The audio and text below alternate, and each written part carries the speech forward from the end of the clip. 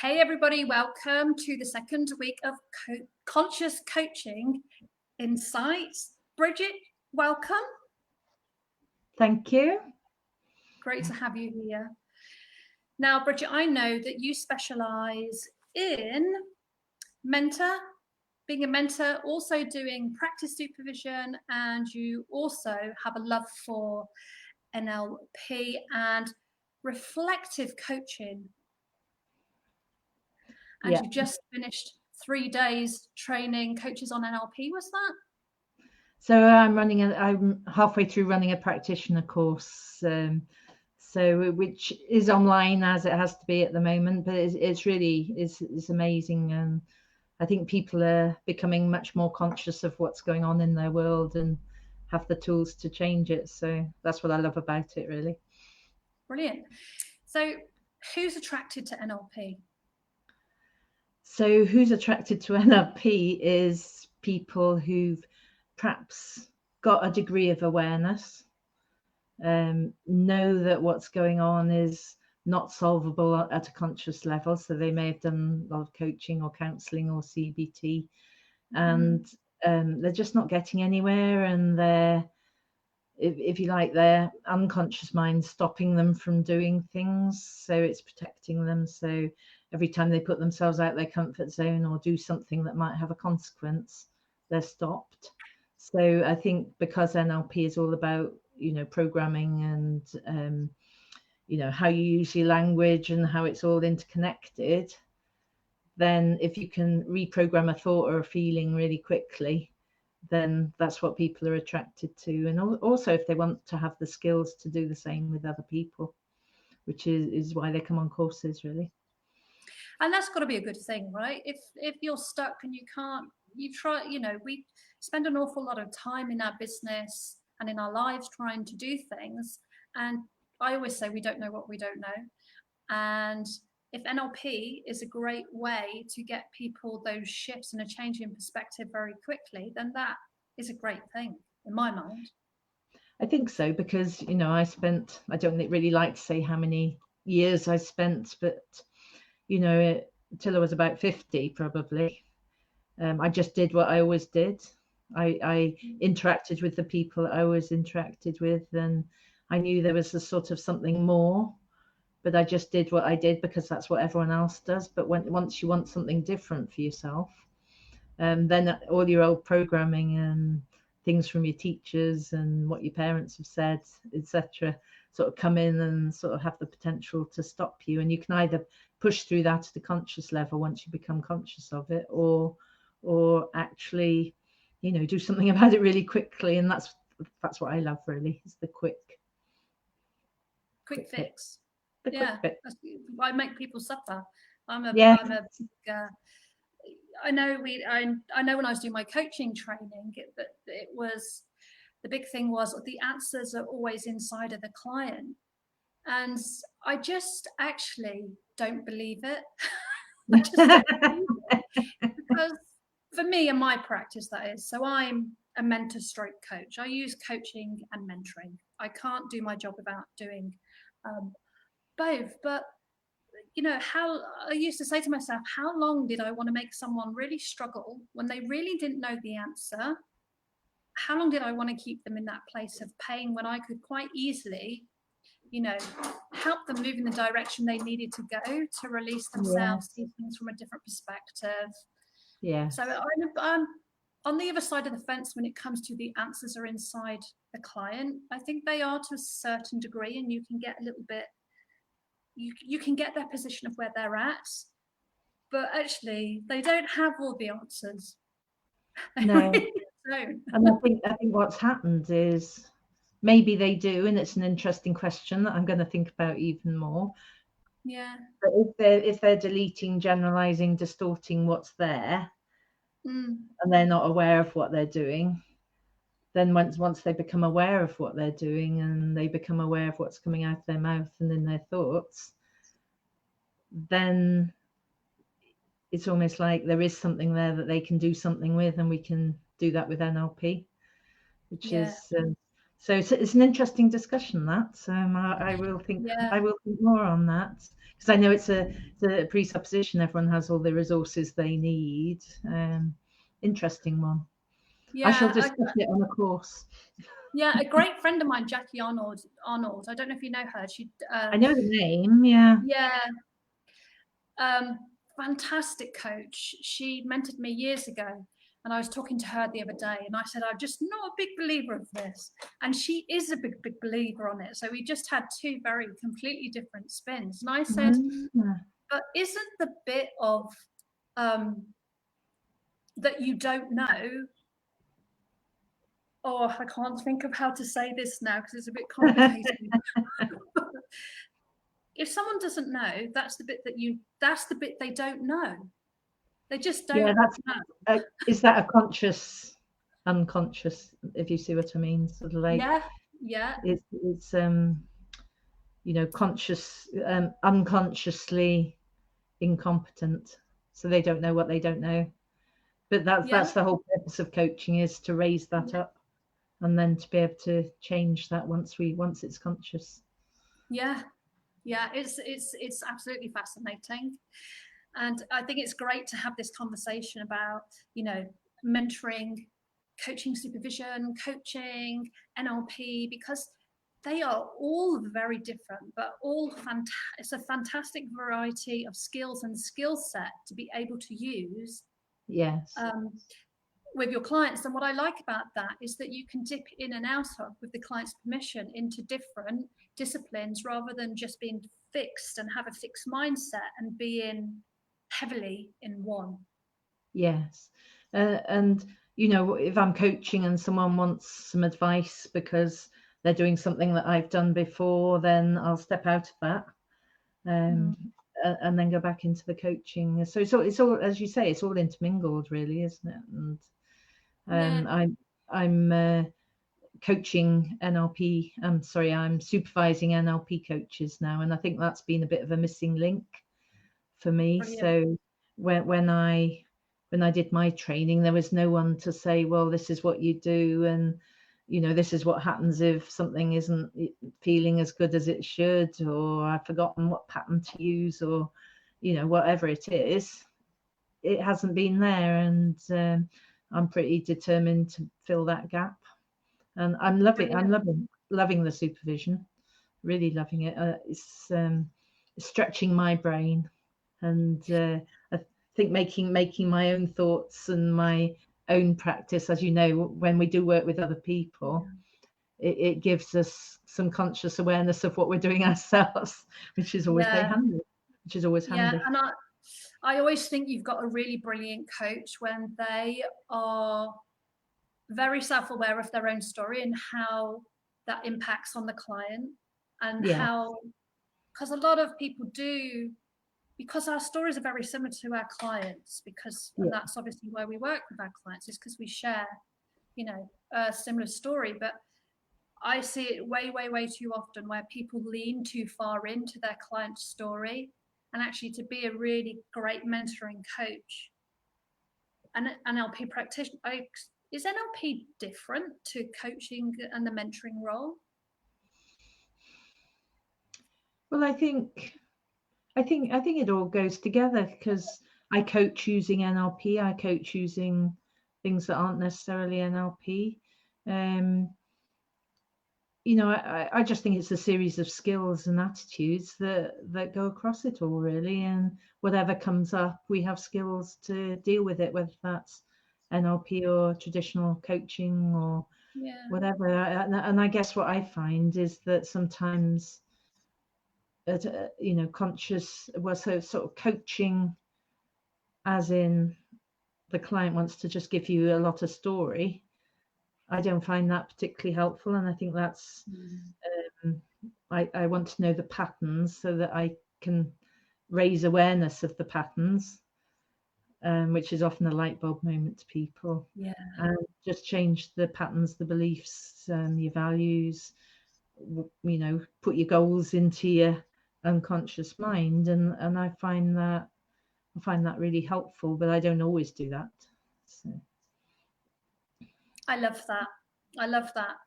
Yeah, so I think it applies, and I was going to say that we can see people leaning too far into other people's stories and not Yeah. holding the space for people to step into, to be, you know, a couple of steps removed from where the client's at. So it sounds like NLP gives you a variety of different tools for you to be able to, I was going to say, manage your state. It is, maybe state's not the right word, but manage yourself in the dynamic of that relationship. Yeah, and I think you know, it's about, I think you can do that by listening. And if you're really listening and you're really listening to the you know, the story, but the patterns within the story, then you do take yourself out of your own story a bit. And I think it's essential, really, because you need to be in that model of the world of the client in order to understand it, in order to help them change it. And I do have to say that occasionally people, well, not occasionally, quite often people will come along with a similar thing that you're actually dealing with, and you think, oh, that's really useful. I'll take some learnings from what I'm doing with them, and that's actually quite helpful.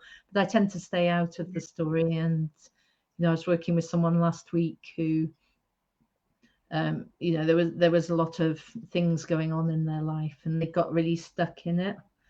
And the way I used NLP with that was to just say, well, where is all that stuff? And it was in their head. And I said, well, what is it? And it was a whole load of junk. So, you know, rubbish, really. So using NLP and the variety of techniques, they actually got rid of that junk and had a much clearer head. And then we could put the positives in, which was, you know, what they were going to do next year, and make that really compelling, and also put a break state in so that whenever they went into their story, we won't stop it.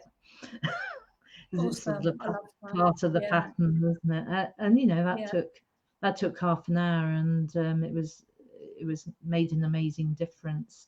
But you have to be able to listen. You have to be able to think those things through as the client's talking, and that's I guess where the conscious, you know, yourself being very conscious of yourself and the other person is key.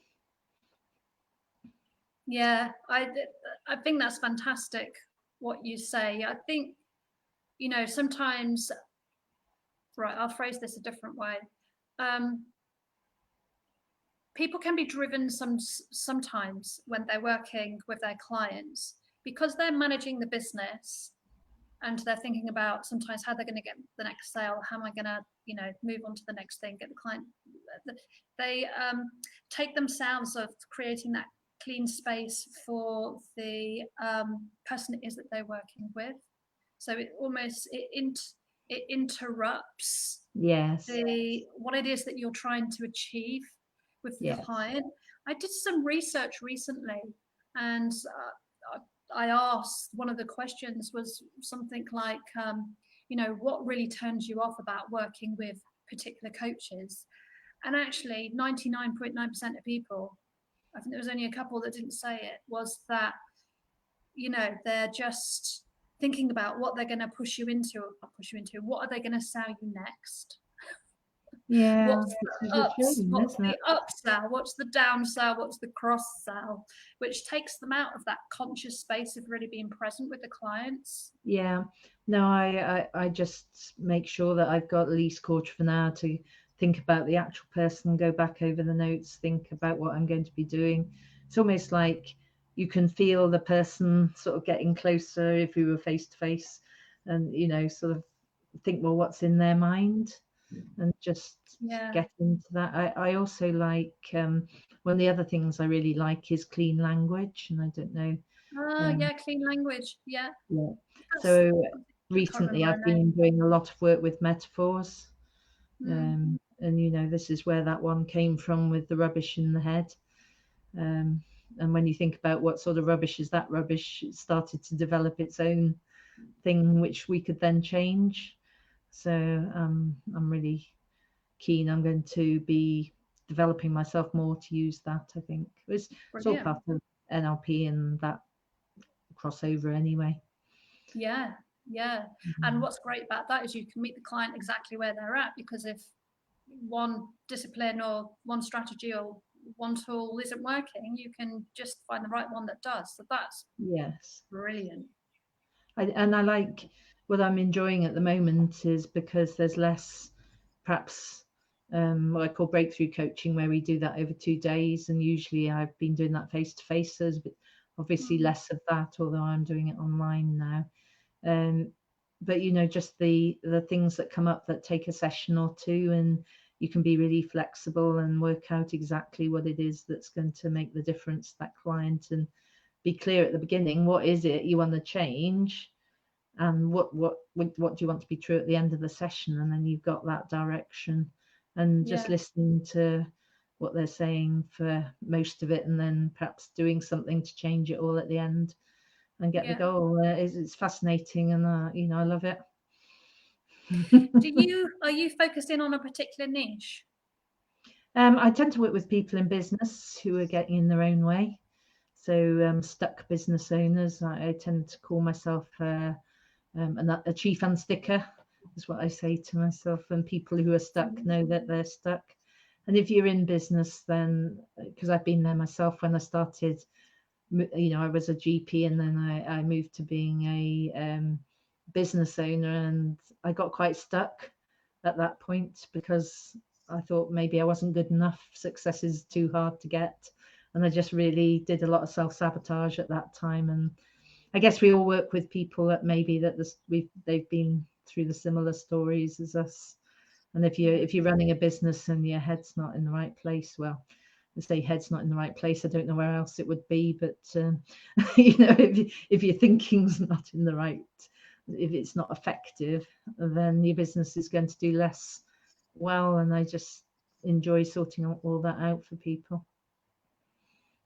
What are some of the common issues people present with? So I think from business owners, it is really, well, I know I could do more. But I worry about networking. I worry about whether I'm good enough. I worry about whether this is the sort of thing that I should be doing. I worry about what other people say. I don't know if you've read The Big Leap. Have you read The Big Leap? I've heard of it. I don't think I've read it. My memory is not what it used to be. No. So it's basically by Gay Hendricks, and it's about what stops us pushing through our glass ceiling, Right. and what symptoms we get as a result of trying to push through the glass ceiling and get into the flow. And he says there are mainly 4 things. So the first one is not good enough, or some version of that. The second one being success is too hard, or fear of success. Third one is people like me don't do things like this. And I guess maybe that's where I come from, having been a GP and on a track in that. And then people thought, well, what on earth are you doing? Why are you doing that? That strange thing. Or worrying about what are people going to think of me when I am successful, which I do less of. But certainly I've done the other 3 in the past. And I think people come with a wide variety of variations of those things. Really, it's a fascinating book. It's I give it to a lot of clients. The Leap, you said it was? The Big Leap by Gay Hendricks. So I guess that's, and the other people that I work with are people that want to have the skills to work with other people. So coaches who haven't done any NLP. Yeah.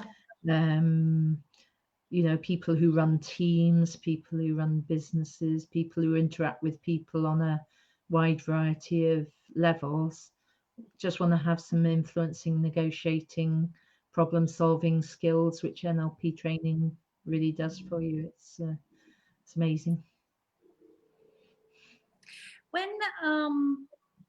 So when people come to you, they've obviously they're stuck at a particular point. They've been pushing quite a bit by the sounds of it, and they're not getting very far. Do you when people are working on changing their mindset, do they have a tendency to, the brain just slips into, because I've had this, it just slips into full-on resistance. It's like, Yes, it doesn't happen very often. right. Because I spend a lot of time getting to know people and what they actually want and telling them that I can help them get that if they're committed. So generally, I'm only working with people who are totally committed and will do whatever it takes. I think that if people have read about NLP and they're resistant, they're probably not great clients. But then, as long as we managed, if we can get into rapport with them, that resistance usually disappears. And if they really want the results they want, then those are the ideal clients, really. And often people have tried so many other things that this is sometimes a sort of last ditch, which usually works. Have you ever seen it that someone's head is going, yes, I want to do this, and then the body goes, no, you're not. So anxiety attacks, panic, high levels of stress. So the body's doing one thing, the head's doing something. There's like a real, I think I put something in the group, didn't I, about, you need your heart and your head, and you said you need your intuition. No, you said your gut. That was it. Yeah. Talk to me a little bit more about that, because that sounds fascinating. Well, it's just something else I'm going to learn more about. I'm continually learning. So there's this, I can't even remember what the company's called, but I'm doing the supervision that I'm doing with someone that combines the gut, the heart and the brain. And there's an amazing sort of metaphorical journey about which bit is giving you what, so that's where that came from, really. I don't know huge amounts about it, but I'm going to by this time next year. And what I'll do is I'll put in the group a link to that course, because I think it fits really well with metaphor sort of work, and it's quite gentle as well. All connected, isn't it? I mean, I giggle with my clients because they know that I'm very much in my head, and I have to work to get into my heart. And when you said the gut, I was just like, hang on a minute. My head was going, I've just got into my heart, now I've got to get into my gut. I'm still coping with getting into my heart and bringing the two together.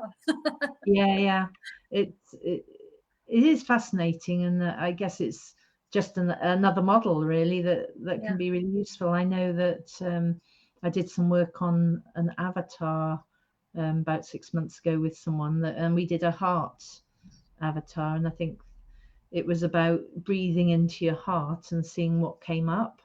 And what I got from that is that I got sort of like an oasis with trees and people sort of circling. And so I think and the word sort of tribe keeps popping into my mind. So I'm someone that likes to create a tribe where everyone's wanting to do the same thing. We all support each other. We gather people in that haven't quite got there, and then perhaps set up new tribes. And that's actually just what came out of my heart. And I think the heart, I'm not an expert in it, but I think the heart is about love. So that's, I guess, not surprising. But that's why I put that comment in, just because I'd simply been doing something with someone that talked about the gut as well. And I think the gut is a brain, the heart's a brain, the brain is a brain. It makes perfect sense to me. It makes I just hadn't thought of it before, but when you said that, I was just like, actually, because what we've just been exploring and talking about is, can the body hijack the brain? And the gut is a big part of that. Definitely. And where we hold that fear, anxiety, stress. I just haven't made it that far yet. I'm on my way down. It's an interesting journey, is it? The more we become aware of different modalities and use them and think about them, it's just fascinating. And I'm really enjoying the journey, really. Yeah. And this is the whole thing, isn't it? About being conscious, about being awake, about, you know, stepping outside of your comfort zone and stepping outside of the box and learning new disciplines and Yeah. being as fully awake as you possibly can. I know we're not always awake because we just run so much on the subconscious, but to be as awake as we possibly can. Yeah. I think, even though that is not easy. It's not easy. I think one of the things that you've said there is that we've got to get out of the box, and the box is what we give ourselves. Yeah. That's often around labels and other people's labels. And, you know, my job as I see it is to remove the box. Yeah. I'm going to write that down. That sounds good. Remove the box. Yeah. Because, you know, labels, while they're useful in some senses, can also limit us. And if we put ourselves into a box, then there's a whole world out there that is outside the box. And absolutely. And we don't realize we even put ourselves in the box in the first place. No, it's all an illusion. It is. And I think, as we both know, you know, a problem is only a problem because we've got to put a boundary around it. Yeah. So, you know, if there's a problem, there's a not problem, and there's a boundary around it. And a lot of NLP is about blowing that boundary. So there's just a new problem, and that's the box in some ways, in some senses. Yeah, and that I think that's a great thing. If you move into that space in the middle and then make an informed decision as to which direction you want to go, even if you decide to go backwards because that feels like it's the safest place to go, that's fine, but try and get into the middle. Yeah, and I think then you open up to new possibilities. I think anything is okay as long as you've decided that that's the place to be. Whereas what often happens is that people are programmed to be there, and it's not, they see it, it's not their choice. They're not in charge. They're not at cause. But if you choose something, even if that appears not necessarily what other people would say would be the right thing, then that's your choice, and that's being in charge of who you are, isn't it? Yeah. And that's, I guess, about, you know, being aware of your conscious and being aware of your unconscious, and just deciding, well, this is the way I'm going. Yeah, and that's okay. It's all okay. Yeah. It's all okay. You know, I think you can only do what you're ready to do. Yeah, I think I'm still a believer in that.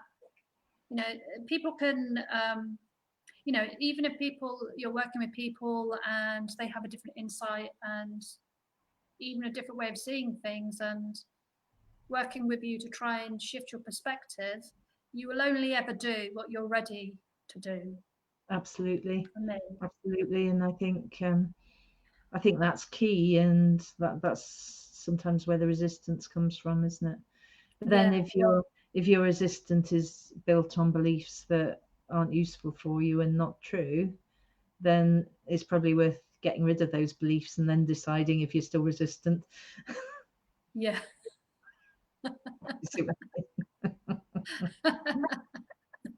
Oh, and there's another one. It's interesting, isn't it? I would liken it to, you know, things aren't real, are they? So when I watch Luther, I quite like Luther.